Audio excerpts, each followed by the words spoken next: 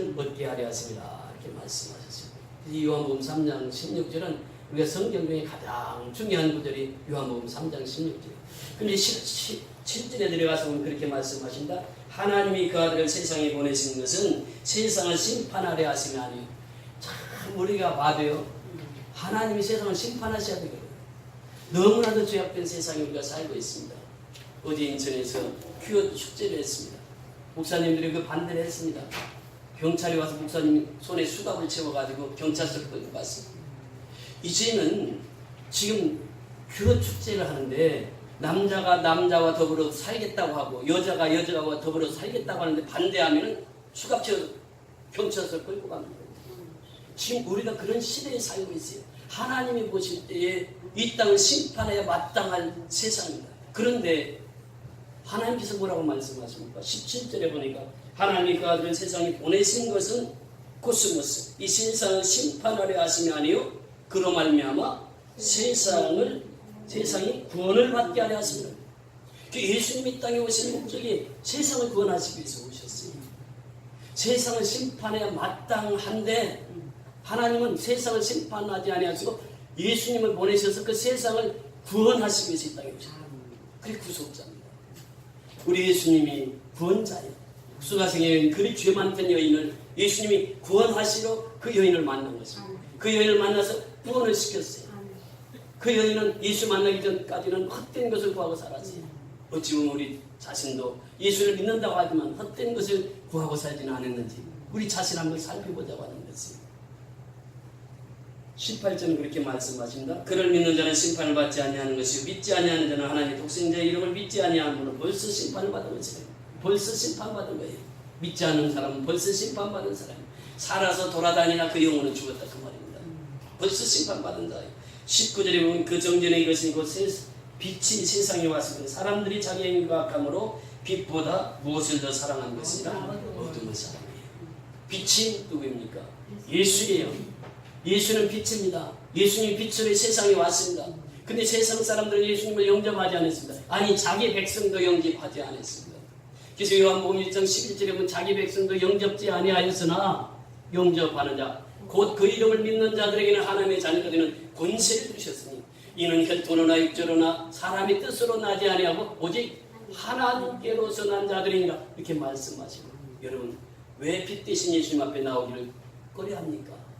우리가 어둠이 있다고 하는 것이요 어둠이 좋다고 하는 것입니다. 어둠 속에 살아가는 사람들이 빛으로 오신 예수님을 영접하지 않았습니다. 그런데 영접하는 자마다 하나님의 자녀가 되는 권세를 주셨습니다. 오늘 그 말씀을 하시는 거예요. 그 정진의 것이니 곧 빛이 세상에 왔을 때 사람들이 자기 행위가 악함으로 빛보다 어둠을 더 사랑하더라. 무엇이 악함으로? 자기 행위가 악함.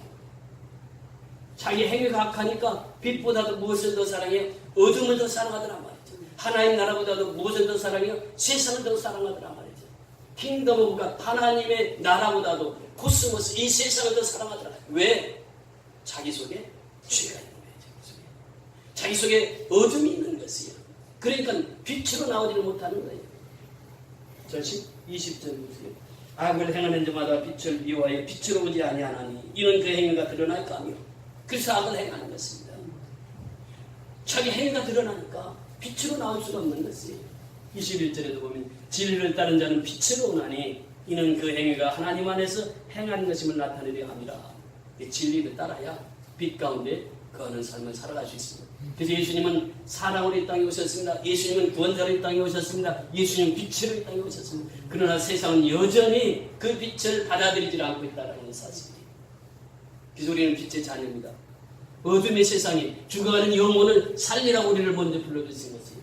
우리에게 영원한 생명을 주신 것은 우리로 하여금 저 죽어가는 생명 그들을 살리라고 우리를 불러주신 점이 있습니다.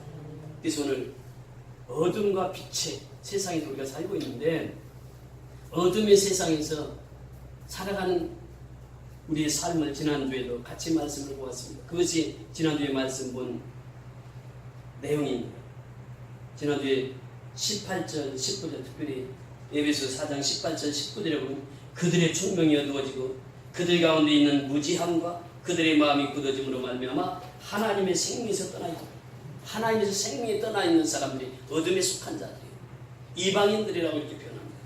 그들이 감각이 없는 자가 되어 자신을 방탕에 방임하여 모든 더러운 것을 욕심으로 행하되, 이것이 바로 이방인들이 행하는 삶이에요. 세상 사람들이 행하는 삶입니다. 그런데 오직 너희는 그리스도를 그같이 배우지 아니하였느니라. 진리가 예수 안에 있는 것 같이 너희가 참으로 그에게서 듣고 또한 그 안에서 가르침을 받았을지인데, 22절부터 24절까지 같이 있습니다. 시작. 너희는 유혹의 욕심을 따라 썩어져가는 모습을 따르는 옛사람을 벗어버리고 오직 너희의 심령이 새롭게 되어 하나님을 따라 의와 진리의 거룩함으로 지으심을 받은 새 사람을 입으라. 새 사람을 입으라. 모든 세상 따르지 말고 새 사람 입으라. 그러면서 오늘 본문에 들어갑니다. 자, 그런즉, 지금 이 말씀 그대로 받고 있습니다. 앞절을 그대로 받고 있습니다. 새 사람을 입으라 그러면서 그런즉 무엇을 버리고? 거짓을 버리고 거짓의 출처를 우리는 알아야 됩니다. 이 거짓이 어디서부터 왔는가? 우리 한 번에 더 찾아봅니다. 요한복음 8장 44절입니다. 요한복음 8장 44절. 아주 중요한 말씀이에요. 요한복음 8장 44절.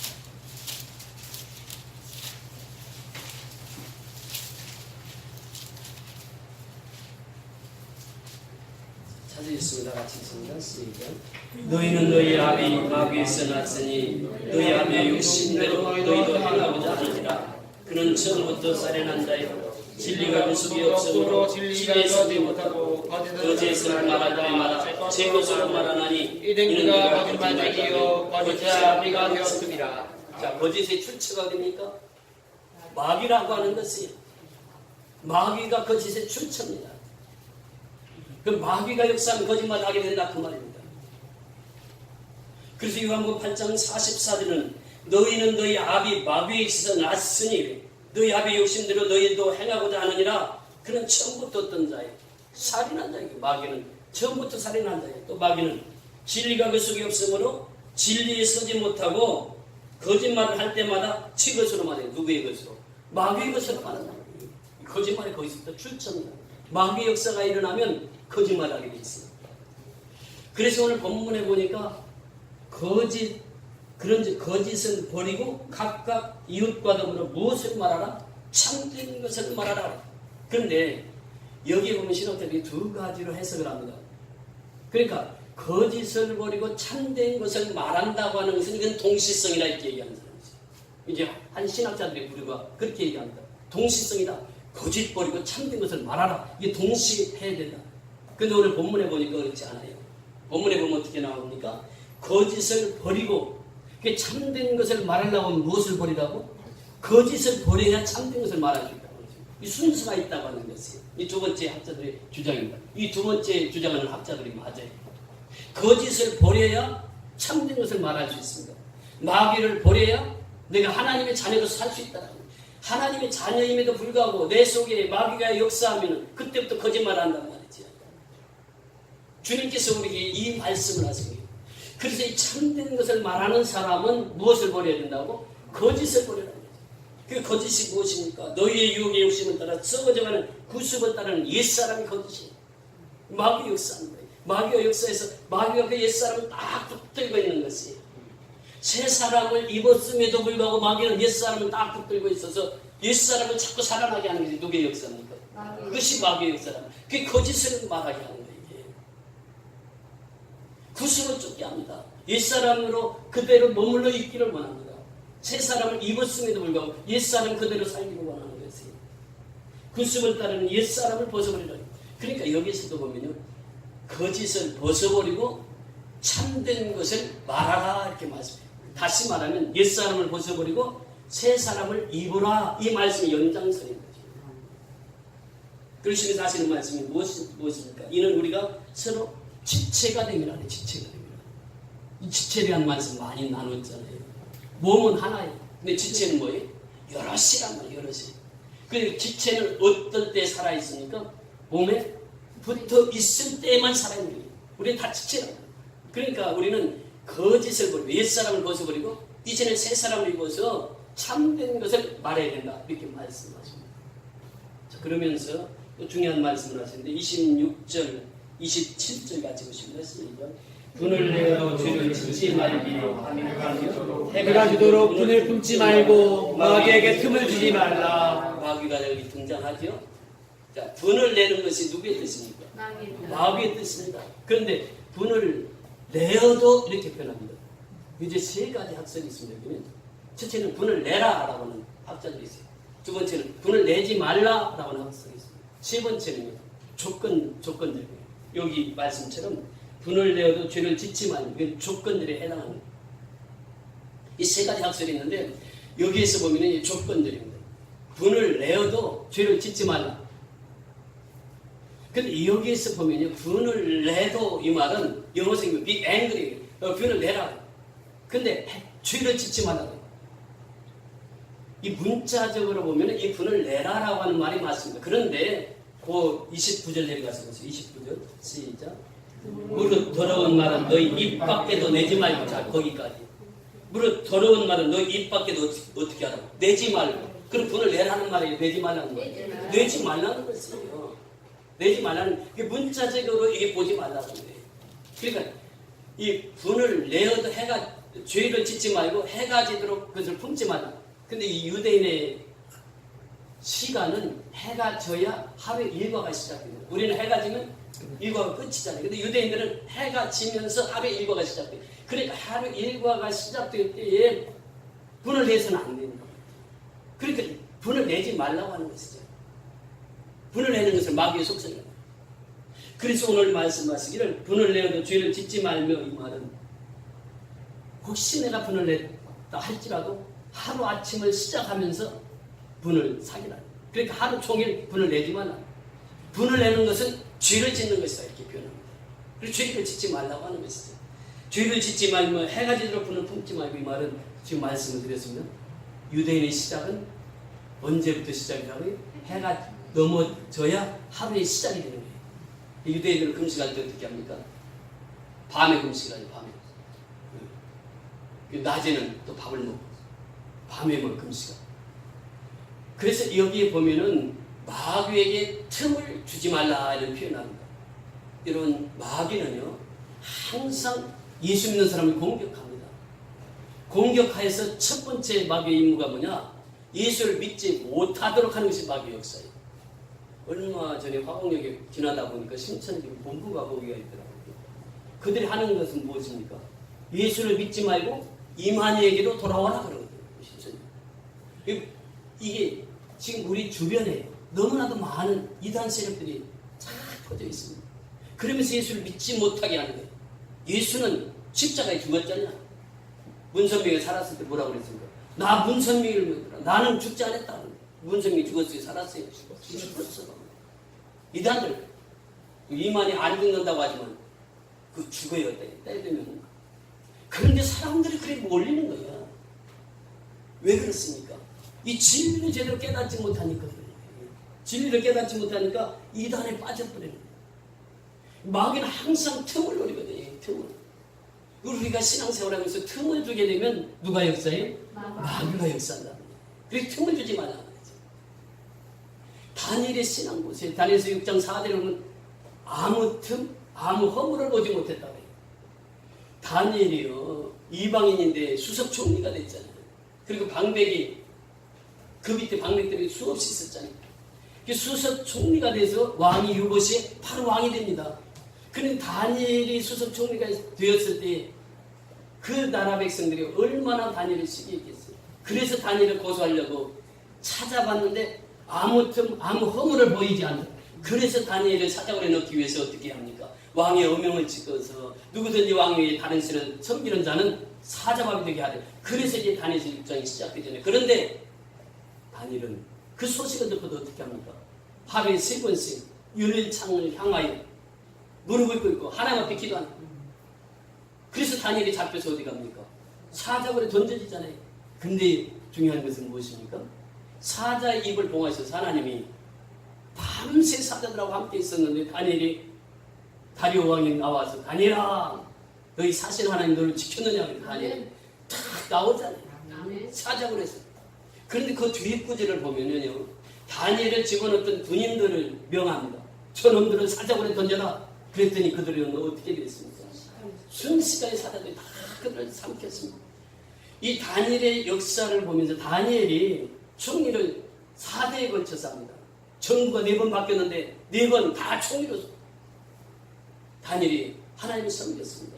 하나님이 다니엘을 보면서 아무 틈, 아무 허물을 보지 않았다. 우리도 신앙생활하면서 틈을 보이면은 누가 들어온다고요? 마귀가 들어와서 마귀가 역사를 하는 거예요. 그래서 이 마귀에게 틈을 좀 안 된다. 우리가 갈라디아서 우리가 읽어드렸는데 갈라디아서 5장 한번 읽어보시면 갈라디아서 5장 16절 이하 23절까지 참 중요한 말씀이에요. 갈라디아서 5장 16절 이하 23절까지 갈라디아서 5장 308면 16절부터 23절까지 교도로 말씀하십니다. 제가 16절 먼저 읽습니다. 내가 이르노니 너희는 성령을 따라 행하라. 그리하면 육체의 욕심을 이루지 아니하리라. 육체를 들고 성령을 거스르고 성령은 육체를 거스리나니 이 둘이 서로 대적함으로 너희가 원하는 것을 알지 못하게 하려 함이라. 너희가 만약 성령이 인도하시는 바가 되면 율법 아래 있지 아니하리라. 육체의 일은 분명하니 곧 음행과 더러운 것과 오색과 우상 숭배와 조설과 원수 맺는 것과 분쟁과 시기와 분냄과 당짓는 것과 분열함과 이단과 투기와 시기함과 바람과 또 그와 같은 것들이라. 전에 너희에게 경계하는 것 같이 경계하려니 이런 일을 하는 자들은 하나님의 나라를 여우로 받지 못할 것이요. 22절 23절 같이 읽습니다. 오직 성령이라면 사랑과 희락과 화평과 오래 참음과 자비와 양성과 충성과 온유와 절제니 이같은 것을 금지할 법이 없느니라. 자, 여기서 보면요, 육체의 일과 성령의 일을 말하고 있습니다. 육체의 일은 누가 주장합니까? 마귀가 주장하는 것이에요. 마귀가 주장하는 육체의 일입니다. 그러니까 내가 이르니 너희는 성령을 따라 행하라. 그리하면 육체의 욕심을 이루지 아니하리라. 이게 전제입니다. 그러니까 육체의 욕심을 이루지 않으려면 무엇을 따라 살아야 된다고요? 성령을 따라 살아야 돼요. 그 성령을 따라 살면 성령의 9가지 열매를 맺습니다. 그 첫 번째 열매가 무엇입니까? 사랑입니다. 사랑과 희락과 화평과 이것이 하나님과의 관계예요. 그 다음에 두 번째는 무엇입니까?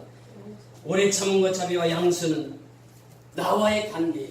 나와의 관계. 그 다음에 세 번째는 무엇입니까? 온유와 절제, 양선, 충성과 온유와 절제. 이것은 다른 사람과의 관계예요. 이 성령의 9가지 열매를 맺어야 됩니다. 그렇지 않으면 육체의 일에 빠지게 된다라고 하는 것을 말씀해 주고 있습니다. 그래서 오늘 본문에 보면 그 말씀을 하시고 있죠. 오늘 본문 에베소서로 다시 돌아와서 보면 분을 내어도 죄를 짓지 말며 해가 지도록 분을 품지 말고 마귀에게 틈을 주지 말라. 자, 28절 같이 읽습니다. 시작. 도둑질하는 자는 다시 도둑질하지 말고 돌이켜 가난한 자에게 부자할 수 있도록 자기 돈으로 수고하여 선한 일을 하라. 아멘. 자, 여기서는 두 가지 해석이 있습니다.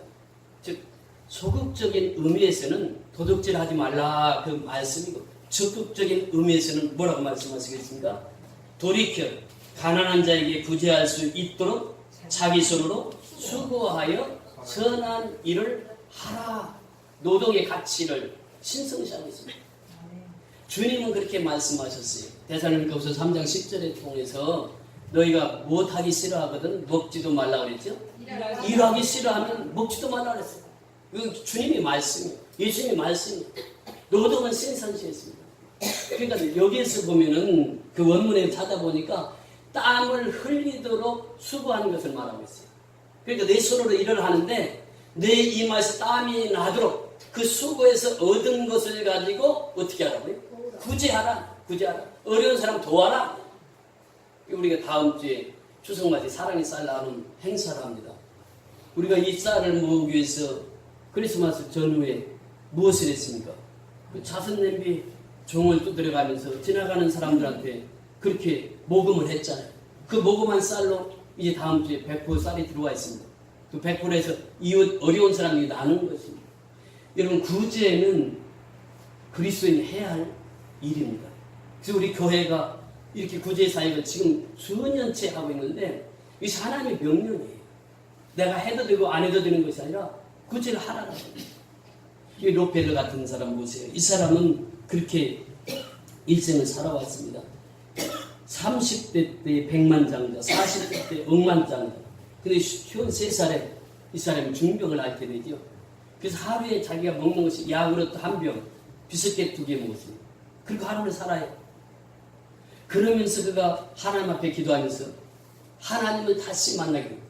다시 말하면 하나님을 재발견하게 되는 것이죠. 그 사람은 어머니 유언대로 하나님 잘 믿었던 사람이에요. 그게 돈이 많이 벌고 그러다 보니까 이제 하나님을 떠났던 것이죠. 근데 53세 딱 사람이 죽게 되니까 그때 또 하나님을 다시 찾는 거죠. 그러면서 어머니 유언을 그가 생각하게 됐죠. 어머니가 10가지 유언을 남깁니다. 그때 노펠레는 그 어머니 유언을 다시 떠오르는 거예요. 이 첫째 어머니 유언이 뭐냐? 하나님을 친아버지로 섬겨라. 하나님을 친아버지로 섬겨라. 두 번째, 목사님을 하나님 다음으로 섬겨라. 이 두 번째. 세 번째는 주일은 본 교회에서 지켜라. 네 번째는 오른쪽 주머니는 11조 주머니다. 오른쪽 주머니는 항상 11조를 넣고 다닌다. 그래서 이 록펠러 재단을 연구한 사람들에 의하면 11조를 계산하는 사람이 몇 명 있었다고 그래요? 40명이 록펠러 재단에 11조만 계산하는 사람이 40명 있었다. 그러면서 더 나가서 누구든지 원수를 만들지 말라. 그 다음에 아침에 목표를 세우고 기도하라. 새벽부터 기도하라. 이렇게 말씀하시고, 그 다음에 잠자기 전 하루에 반성 기도를 하라. 그리고 아침에는 꼭 하나님의 말씀을 읽어라. 그리고 너는 힘껏 일해서 남을 힘껏 도와라. 그리고 마지막에는 예배 시간에 항상 앞에 앉으라. 그래서 이 록펠러는 이렇게 신앙생활을 하고 있었어요. 근데 53세 중병이 들고 나니까 이 어머니 유언이 다시 떠오르는 거죠. 그러면서 하나님 앞에 하나님의 은혜로 치유함을 받게 됩니다. 그리고 나서 그때부터 구제사역을 시작하는 거예요. 그래서 이 사람이 록펠러 재단에서 아스피를 만들어가지고 녹색 혁명을 일으키고, 그리고 이 많은 사람들을 도왔습니다. 그러면서 대학을 세우죠. 대학도 그가 세운 교회가 정규대학이 12개, 그 다음에 단과대학이 12개, 그래서 대학을 세웁니다. 그 리버사이드 교회는 그 뉴욕에 있는데 그 교회를 아름답게 지어서 어머니 이름으로, 그래서 어머니에게 봉헌한 그 교회가 리버사이드 교회. 지금도 미국에 하시는 분은 이 교회를 방문하고 오죠. 록펠러 재단에서 지금 시카고 대학도 록펠러 재단에서 세운 교회예요. 그래서 이 수천 교회를 세우게 되는데 4,928교회를 세웁니다. 그러면서 그는 많은 사람들에게 재산을 기부하면서 사회에 환원하면서 살았던 것입니다. 이것이 무엇을 말하고 있느냐? 구제하라. 그 록펠러는 그때 당시에 예수님을 다시 만나서 그 삶을 살았던 것을 보게 됩니다. 그러면서 오늘 본문에 보면은 이제 마지막 부분에 그렇게 말씀하신 29절 다 같이 한번 보시면요. 29절 시작. 무릇 더러운 말은 너희 입밖에 내지 말고 오직 덕을 세우는 데 소용되는 대로 선한 말을 하여 듣는 자 중에 은혜를 끼치라. 무릇 더러운 말은 어떻게 하라고 그래? 너희 입 밖에도 내지 말라. 그래, 더러운 말을 입 밖에 내는 사람들이 있습니다. 그 사람들은 누가 역사하고 있어요?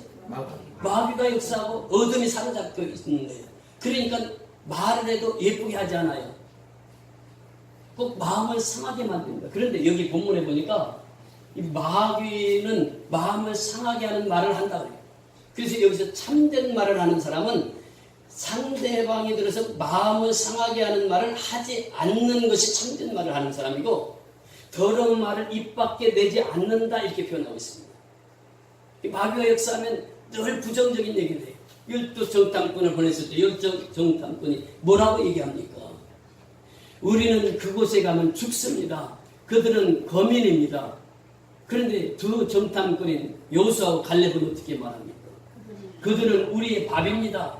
그들에게는 하나님의 신이 없습니다. 이것을 보았거든요. 그러니까 항상 긍정적인 생각을 가지고 살아가는 사람은 하나님의 신이, 하나님의 영이 그 마음속에서 그래 주장하는 거예요. 그러니까 선한 말을 하는 거예요. 덕을 세우는 말을 하는 거예요. 여기서 이제 덕을 세우는 말을 말하고 있는데, 여기 덕을 세우다라고 하는 말이 그 말씀입니다. 이 덕을 세운다라고 하는 말이 오이코도멘이라고 하는 말인데, 여기 이 오이코도멘이라고 하는 말은 오이코스에서 나옵니다. 오이코스는 집 이름, 집. 집을 세우다 그런 뜻이에요. 근데 여기서 보면 집인데 무슨 집이냐? 예수님의 몸. 무엇을 말하고 있습니까? 교회를 세우는 거예요. 교회를. 그러니까 우리가 더러운 말은 입 밖에서 내지 말고 집을 세우는 말. 다시 말하면 교회를 세우는 말. 교회 공동체를 세우는 말을 하라고. 그 우리가 이 말을 할 때에 항상 내가 이 말을 하면 상대방이 어떻게 들을 것인가? 상대방이 마음이 상하는 말을 하지 않는 것이 성경적이에요. 이 교회에서 그 말 실수 때문에 엄청난 어려움을 겪는 교회들이 많습니다. 그래서 이 성경은 그렇게 말하고 있는 거예요. 우리가 입에서 나가는 말은 무엇을 세우는데 필요한 말을 하라고요? 교회 덕을 세우는데 필요한 말을 합니다. 우리가 이 신앙생활하면서 이 부분이 얼마나 중요한지 몰라요. 그래서 우리는 항상 우리의 말을 점검을 해봐야 돼요. 점검을 해서 교회의 덕을 세우는 말을 하라고 하는 것입니다. 말에 대한 말씀이 잠언서에 나와 있는데 잠언서 한번 펴보시겠습니다. 잠언서에서 우리에게 잘 말씀해 주고 있어요. 잠언서 10장을 한번 해보십니다. 잠언서 다 같이 펴보세요. 잠언서에 우리 말에 대해서는 언어에 대해서 잘 말씀해 주고 있습니다. 잠언서 10장 19절입니다. 잠언서 계속 보실 거니까 다른 사람 좀 펴보세요. 10장 19절 시작. 말이 많으면 허물을 면하기 어려우나 그 입술을 제한하는 자는 지혜가 있느니라. 말이 많으면 뭐가 많아요? 허물이 많다 말이에요. 그 입술을 제한하는 자는 뭐가 많아요? 지혜가 있다고 했습니다. 11장 9절입니다. 11장 9절 시작.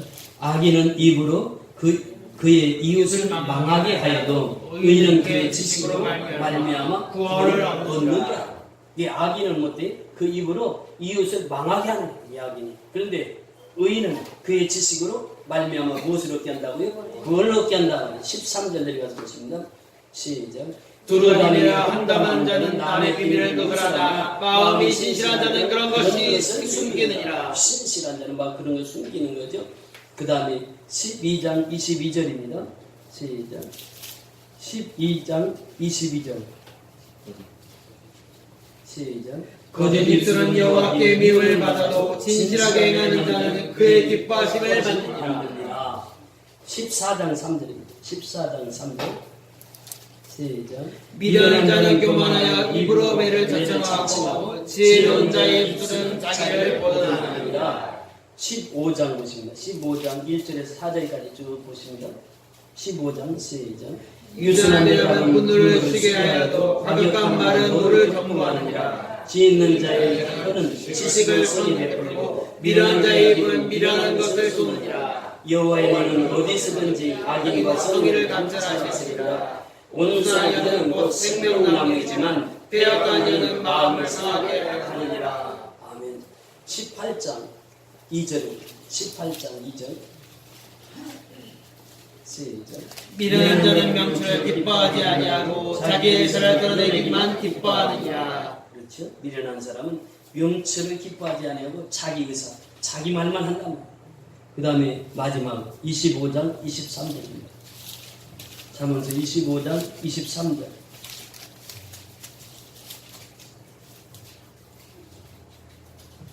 시작.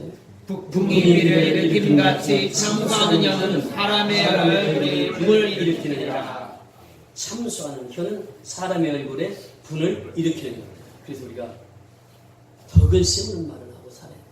덕을 세우는 것은 교회 공동체를 세우는 것을 말하는 것이요, 사람을 세우는 것을 말하는 것입니다.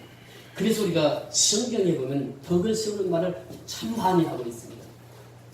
여러분, 성경은 예수님께서 마지막 지상 대사명으로 주신 말씀이 무엇입니까? 오직 성령이 너희에게 임하시면 너희가 권능을 받고 예루살렘과 온 유대와 사마리아와 땅끝까지 이르러 내 증인이 되라. 마태복음 28장 19절 20절에 보면 그러므로 너희는 가서 모든 족속으로 제자를 삼아 아버지와 아들과 성령으로 이름으로 세례를 주고 내가 네게 분부한 모든 것을 가르쳐 지키도록 하라. 볼지라 내가 세상 끝날까지 너희와 항상 함께 있으리니. 마가복음 16장 15절 16절에 보면 너희는 온천에 다니며 만민에게 복음을 전파하라. 믿고 세례를 받는 사람은 구원을 받을 것이요 믿지 않는 사람은 정죄를 받을 것이다. 예수님이 우리에게 말씀하신 게 있어요. 마가복음 9장 23절에 할 수 있거든요. 무슨 말이냐? 믿는 자에게는 능치 못하는 자.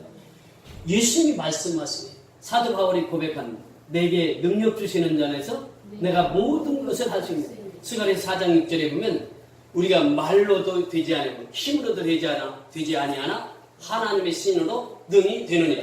이와 같이 하나님께서 우리에게 생명의 언어를 주셨는데 생명의 언어를 통해서 교회를 세우는 말을 하고 사람을 세우는 말을 하라. 그래서 칭찬을 많이 하고 격려하고 위로하는 삶을 살라고 이렇게 말씀하시고 있습니다. 그래서 오늘 본문을 통해서 우리에게 주시고자 하는 말씀은 바로 그것입니다. 옛사람을 벗어버리고 새사람 입으라고 됐는데 옛사람은 마귀가 조정하는 사람이고 그 사람은 거짓말하는 사람이고 그 사람은 분을 내는 사람이고 그 사람은 마귀가 틈을 타서 그 사람은 마귀가 점령한 사람이고 그러나 참된 말을 하고 더러운 말을 입 밖에 내지 아니하고 덕을 세우는 말을 하는 사람은 누구예요? 누구에 따라 사는 사람입니까? 성령을 따라 사는 사람이에요. 그래서 우리는 성령을 따라 덕을 세우는 말을 하고 그래서 사람을 세우고 칭찬하는 말을 하고 격려하는 말을 하고 살리는 말을 해서 우리 공동체를 세우는 저와 여러분이 다 될 수 있기를 주의 이름으로 축원을 드립니다. 다 같이 일어나셔서